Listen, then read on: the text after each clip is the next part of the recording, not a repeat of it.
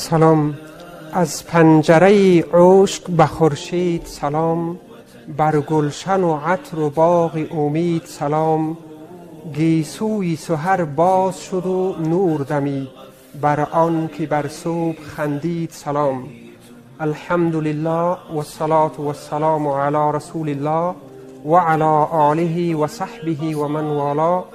سلام و عرض ادب دارم خدمت شما مجری موفق تلویزیون معارف و تمام دستاندرکاران تلویزیون معارف، و همچنان سلام دارم خدمت هموطنان نجیب و شریفی که در این برنامه صبحگاهی ما را تماشا دارند، و همچنان عرض تسلیت دارم بر هموطنان آسیب دیده ما در این اواخر که از حوادث طبیعی اونها سوگوار شدند و اتحافی